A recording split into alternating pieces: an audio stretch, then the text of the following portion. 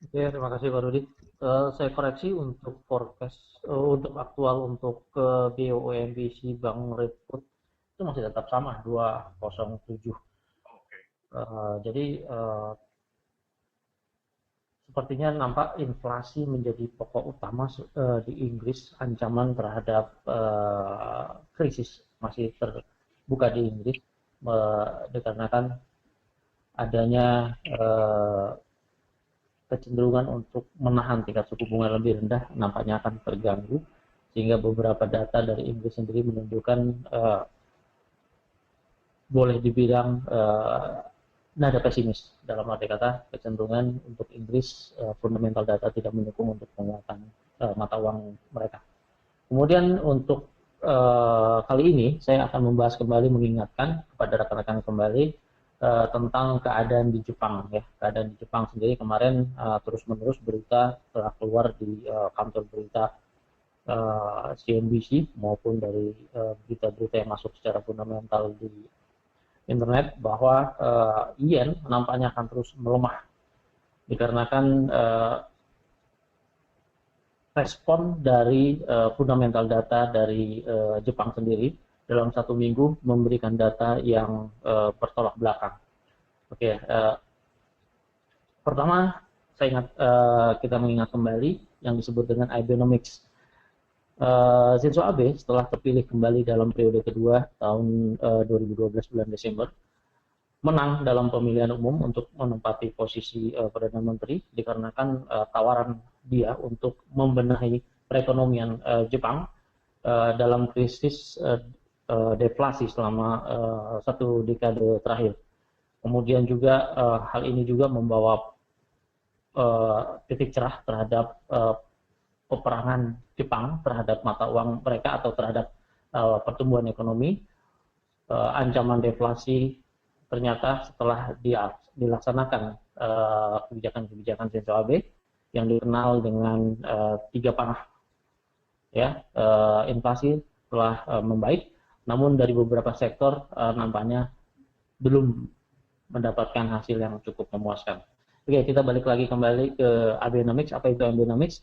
Abenomics adalah penawaran dari Shinzo Abe untuk membenahi perekonomian Jepang dari krisis deflasi. Pertama adalah quantitative easing. Quantitative easing kita tahu bahwa terus-menerus Shinzo Abe mengucurkan dana atau mengadakan stimulus dengan target 80 triliun yen Jepang untuk akhir tahun 2014 ini.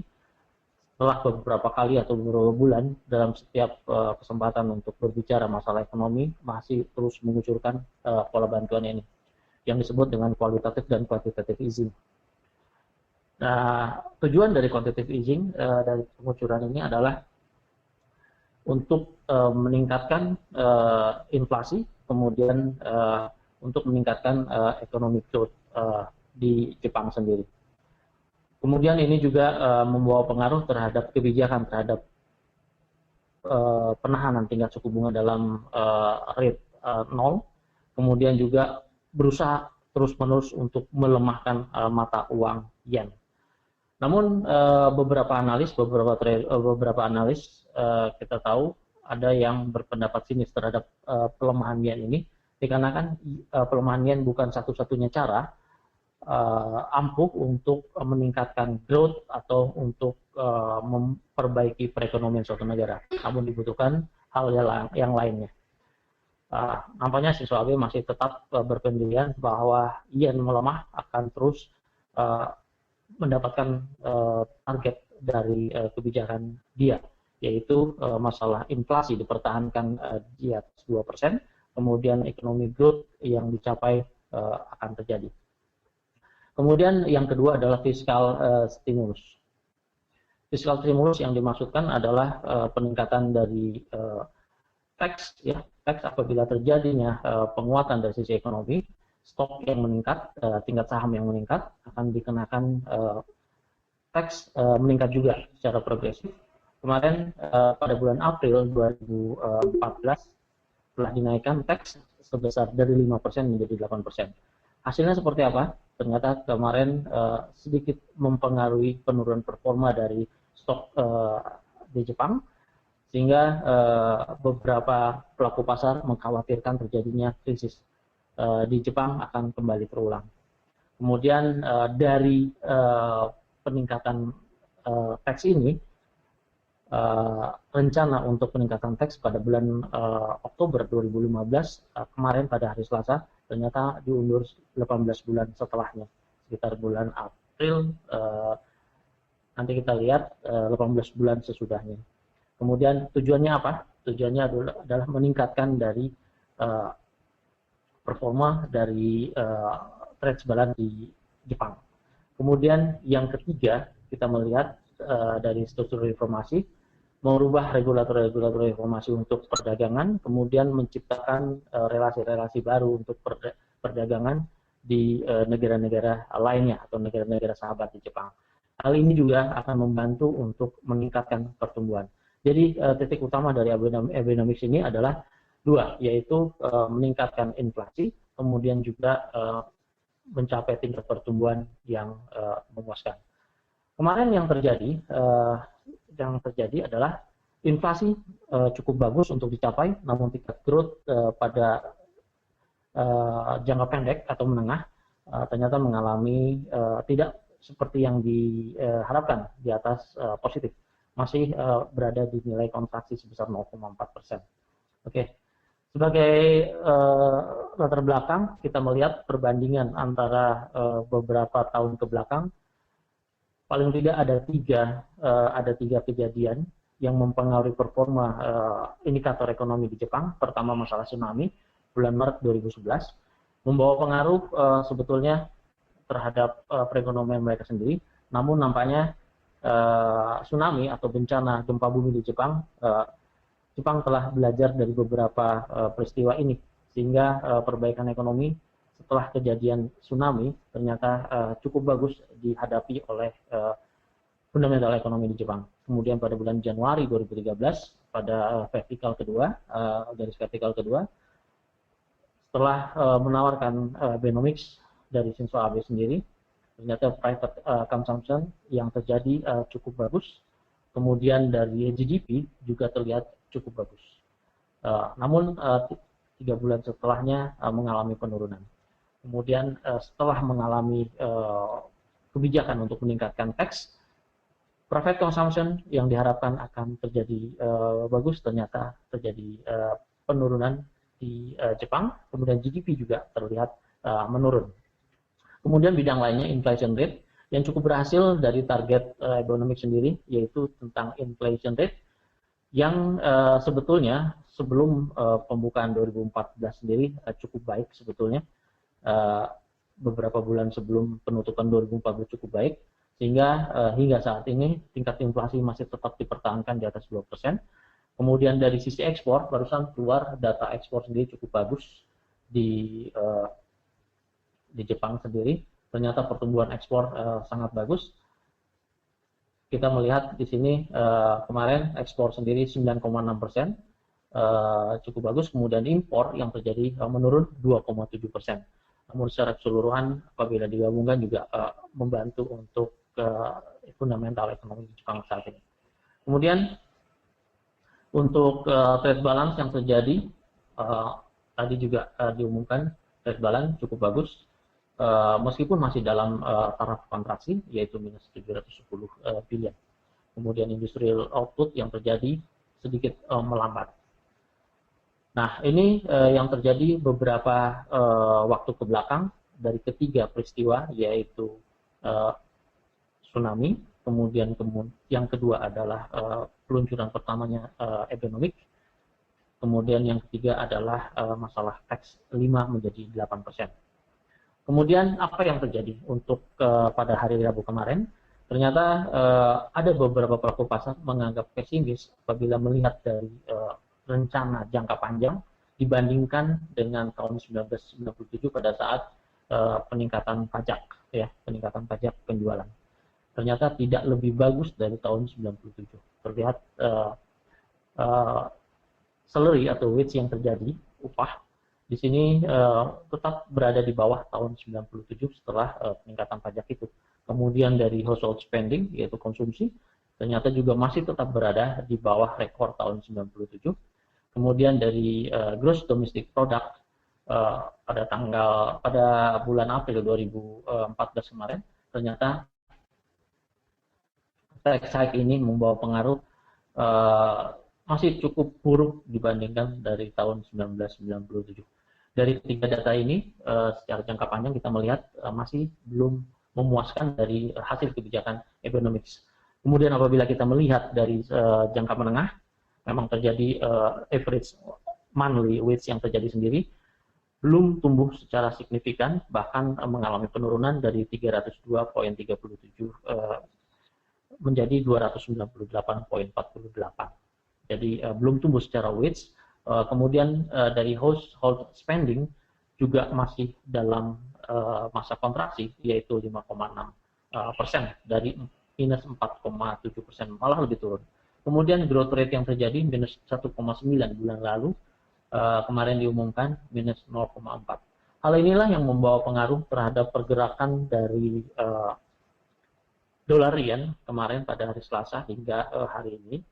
Kemudian juga beberapa berita menyatakan pesimis terhadap kebijakan ekonomi ini, sehingga yang terpengaruh langsung kemarin berita yang masuk adalah lemahnya harga minyak dipengaruhi oleh pelemahan di fundamental ekonomi di Jepang pada hari Selasa.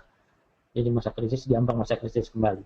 Kita tahu bahwa Jepang mempergunakan crude oil nomor 3 dunia terbesar, sehingga mau tidak mau fundamental yang terjadi di Jepang ini membawa pengaruh terhadap pelemahan di minyak. Kemudian pada hari Rabu kemarin dari BOE dari BOE telah diumumkan dari beberapa kebijakan, yaitu melanjutkan program quantitative dan qualitative monetary easing hingga target inflasi mencapai 2% dengan stabil. Jadi yang dimaksud dengan di sini secara gampang kita melihat bahwa 80 triliun yen masih tetap akan dipertahankan untuk terus dikucurkan dengan pembelian obligasi maupun tindakan-tindakan lainnya. Kemudian yang melegakan pasar adalah menunda kenaikan pajak penjualan yang kedua kalinya dari 8% menjadi 10% yang direncanakan pada bulan Oktober, sehingga diperkirakan akan terjadi pada bulan April 2017, yaitu selama 18 bulan ke depan. Nah, demikian beberapa ulasan sebetulnya khusus mengenai Jepang. Nampaknya masih tetap menarik untuk dilihat karena pergerakan di dolarnya sendiri masih terus berlanjut, sehingga terlihat yen masih terus melemah mengarah ke angka 120.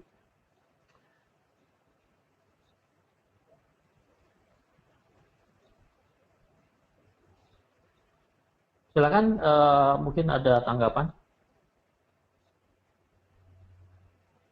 sebelum saya masuk ke teknikal untuk di dolar yen.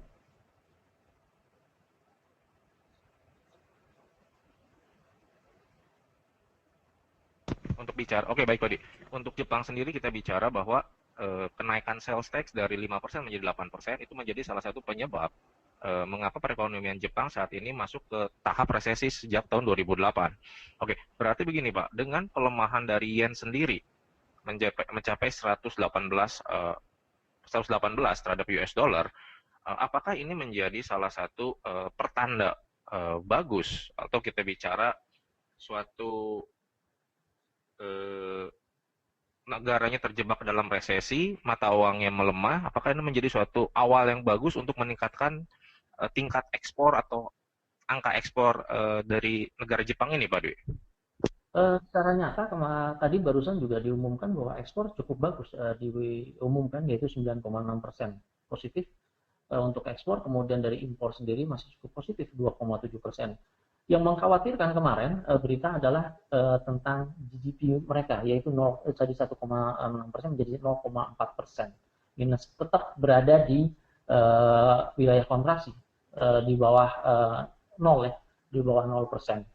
Jadi diharapkan sebetulnya sangat berharap banyak sebetulnya market untuk langsung ke GDP ke positif. Nampaknya kemarin para pelaku pasar mengambil posisi yang berkebalikan, sehingga beberapa data yang terjadi terabaikan. Tapi dari sisi pelemahan mata uang ini ternyata membawa pengaruh cukup bagus untuk sisi ekspor. Namun juga harus dilihat juga tujuan dari pemerintah, setiap pemerintah dalam perekonomiannya bukan di mata uang, tetapi dilihat dari fundamental ekonomi termasuk di GDP. Tapi kalau menurut saya masih cukup bagus, berada di 0,4% dibandingkan apabila dia lebih turun daripada bulan lalu. Sehingga melihat dari beberapa data di Jepang sendiri, saya kira masih cukup positif. Meskipun dari sisi wage sendiri masih berada di 2 bulan ke belakang ya, belum ada pertumbuhan yang cukup berarti. Nampaknya manufaktur Jepang juga belum tumbuh secara signifikan disebabkan oleh hal ini, Pak Rudi. Baik, Pak Di, bisa dilanjutkan ke materi berikutnya. Oke, langsung untuk sementara saya mengambil chart di Jepang, ini langsung ke dolar yen. Dolar yen terlihat berada di tingkat maksimum untuk saat ini, sementara di wilayah area 118.236. Kemudian di sini juga terlihat secara teknikal terus menerus menanjak secara 1 jam, kemudian saya mingguan.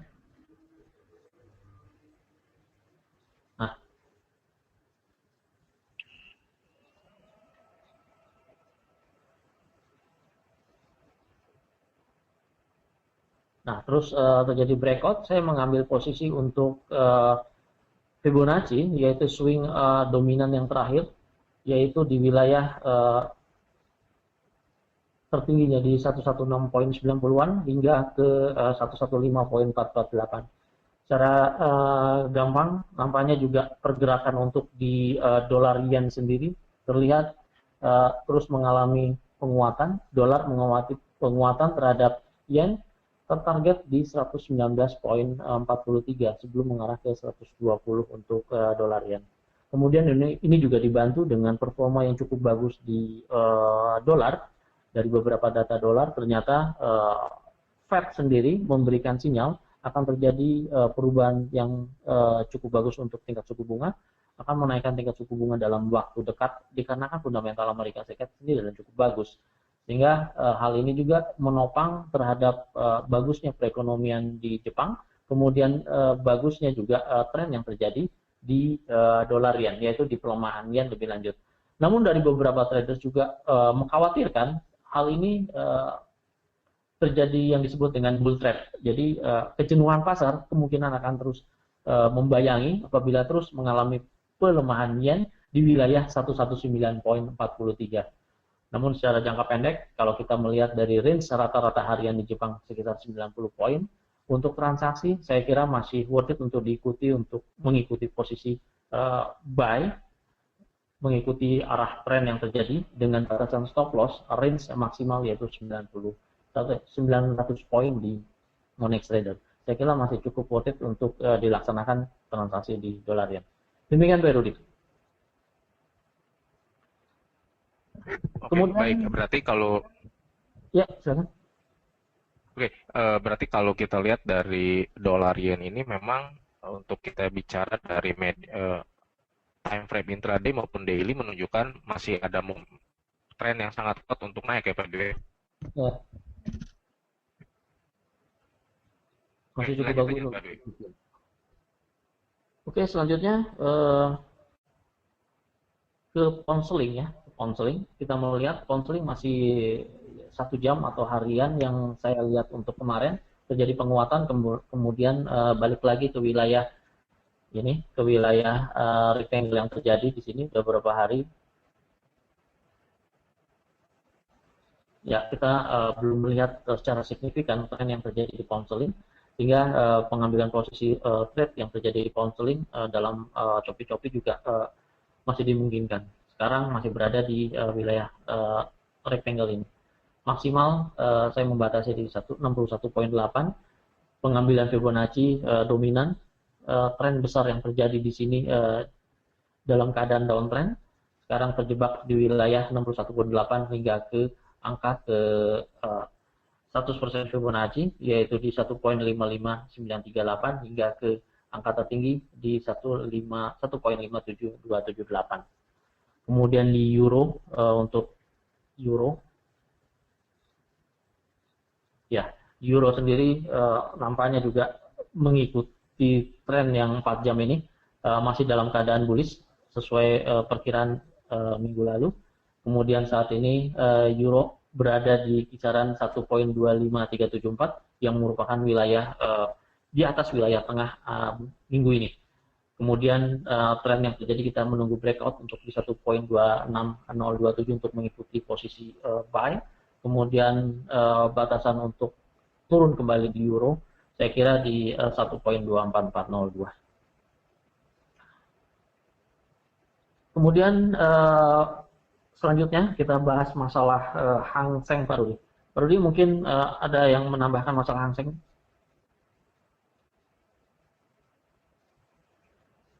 Baik, untuk Hang Seng, kita bisa melihat bahwa sejak dibukanya stock connection antara Hong Kong Stock Exchange dengan Shanghai Stock Exchange pada tanggal 17 November, terlihat bahwa Hang Seng mengalami koreksi yang cukup signifikan. Kurang lebih dari hari Senin sampai sekarang itu terkoreksi 1000 poin untuk Hang Seng. Nah, untuk apabila dilihat untuk kemarin, penurunan Hang Seng kemarin, kita dilihat ada beberapa faktor yang menyebabkan Hang Seng itu turun. Oke. Saat ini Hang Seng terdiri dari 50 konstituen atau 50 saham. 50 perusahaan ditradingkan untuk indeks Hang Seng ini. Bisa dilihat di kolom yang warna merah, China Mobile menjadi perusahaan memberikan kontribusi terbesar terhadap penurunan Hang Seng kemarin sebesar 33,61% dan diikuti oleh Tencent, Hong Kong Exchange, CCB, ICBC, HSBC, NOOC, Bank of China, PetroChina, and Stan China. Ini merupakan saya ambil 10 perusahaan yang berpengaruh terhadap penurunan Hang Seng kemarin. Jadi secara fundamental kita bisa dilihat bahwa kemarin itu lebih dikarenakan ada 2 perusahaan menguasai sebanyak 50%. Faktornya adalah China Mobile dan Tencent. Tencent ini sebagai informasi merupakan perusahaan internet provider ketiga terbesar di China. Salah satu produk yang dihasilkan oleh Tencent adalah WeChat. Mungkin rekan-rekan tahu WeChat itu mirip seperti Line atau WhatsApp. Nah, perusahaan ini memang Tencent ini mengalami penurunan dari tanggal 17 November. Oke, mungkin saya tidak bisa melampirkan data dari pergerakan dari Tencent pada saat ini. Namun, sejak hari Senin tanggal 17 November sampai saat ini, Tencent dalam 3 hari berturut-turut itu mengalami penurunan signifikan. Nah, jadi bisa dilihat dari indeks Hang Seng Futures. Oke. Lalu apa hubungannya dengan penurunan saham-saham perusahaan yang ditampilkan di monitor ini dengan pergerakan Hang Seng Futures? Dikarenakan indeks Hang Seng merupakan underlying assets dari indeks Hang Seng Futures. Jadi penurunan pada indeks Hang Seng akan mempengaruhi pergerakan dari indeks Hang Seng Futures sendiri. Nah, apabila dilihat dari pergerakan hari ini, untuk Hang Seng masih berkisar di level 23.400. Di mana belum ada suatu signifikan atau suatu tanda-tanda bahwa indeks Hang Seng ini akan mengalami tren positif. Salah satu faktornya adalah untuk indeks saham atau perdagangan saham pada umumnya adalah ada faktor regional. Oke, salah satu faktor regional yang menghambat atau yang membuat para investor merasa pesimis.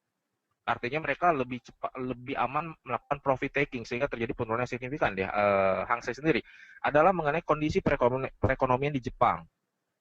Seperti yang sudah diutarakan oleh Bapak Dwi sebelumnya, bahwa memang perekonomian Jepang saat ini boleh tergolong telah masuk ke tahap resesi sejak tahun 2008. Hal ini dipicu dari pengumuman GDP. GDP dari Jepang untuk periode Juni sampai September terkontraksi sebesar 1,6% atau minus 1,6%. Secara regional untuk pasar saham memang bisa dikatakan tidak bullish, lebih cenderung ke arah bearish. Nah, hal tersebut juga mempengaruhi para investor yang bertransaksi di Hong Kong Stock Exchange. Oke, nah apabila rekan-rekan lihat mungkin untuk support atau resisten untuk indeks Hang Seng, rekan-rekan bisa menggunakan multi time frame, di mana rekan-rekan bisa melihat dari chart untuk 1 jam sebagai daily sebagai uh, time frame yang sangat lebih jauh. Lalu berikutnya untuk melakukan entry posisi maupun exit posisi bisa dikombinasikan dengan chart 30, 15, dan 5 menit. Di mana apabila terjadi korelasi positif di 3 charts itu, rekan-rekan bisa melakukan entry maupun exit untuk indeks Hang Seng sendiri. Oke, sekarang kita bisa lihat untuk indeks Hang Seng di chart untuk 5 menit. Dan untuk 5 menit kita bisa melihat bahwa Hang Seng mengalami penurunan sejak awal transaksi yang dimulai pada pukul 8.15 waktu Indonesia Barat. Nah, lalu sempat terkoreksi hingga mendekati lebih dari 100 poin, lalu sekarang Hang Seng ada di level 23.367. Nah, sebagai tambahan aja, untuk indeks Hang Seng, apabila rekan-rekan mencari berita mengenai pergerakan yang cukup signifikan, seperti yang terjadi pada tanggal 17 maupun 18 November, di mana indeks Hang Seng memiliki range trading mendekati 500 poin per harinya. Salah satu berita yang sering muncul adalah ketika penurunan Hang Seng sangat signifikan, itu biasanya disertai oleh bargaining hunting. Dan itu adalah istilah-istilah yang sering muncul apabila rekan-rekan membaca mengenai transaksi di saham maupun indeks saham. Nah, artinya memang biasanya setiap penurunan yang drastis biasanya diikuti oleh yang namanya retracement atau istilah teknikalnya. Nah, retracement tersebut bukan menandakan suatu tren positif untuk tren Hang Seng, namun lebih ke arah aksi bargain hunting, di mana itu hanya bersifat short term dan lalu setelah momentumnya habis, harga akan mengikuti tren secara daily-nya. Oke, paling itu aja yang saya tambahkan mengenai indeks Hang Seng, Pak Dwi. Oke, terima kasih informasi yang berguna untuk melihat transaksi di Hang Seng yang sepertinya kita jarang untuk membahas nih Pak Rudi. Jadi untuk transaksi strategi segala macam, nampaknya cukup bagus untuk diikuti, melihat dari fundamental yang terjadi, dari beberapa konstituen yang terjadi juga mencerminkan pergerakan harga-harga Hang Seng pada umumnya. Mungkin demikian morning briefing kali ini, Pak Rudi. Oke, baiklah untuk morning briefing hari ini saya kira sudah cukup. Seperti biasa mengenai disclaimer bisa kalian tanyakan kepada tim riset dan edukasi di masing-masing cabang. Saya ucapkan terima kasih atas partisipasi rekan-rekan semua untuk morning briefing pada hari Kamis 20 November 2014. Sebelumnya saya akhiri, mungkin nanti kalau apabila rekan-rekan melihat pada daily report yang dirilis oleh News, memang ada kesalahan input untuk BOE MPC Bank Rate Vote, di mana tadi Pak Dwi mengatakan bahwa hasil aktualnya masih 207, sedangkan yang tercantum pada daily report adalah 809. Oke, nanti saya akan memberikan informasi tersebut kepada tim riset di Jakarta agar bisa memperbaikinya di website. Baik, paling sekian dari saya, dari Monex Cabang Pasir Kaliki. Saya dan Pak Dwi Aviono mengucapkan terima kasih dan selamat beraktivitas.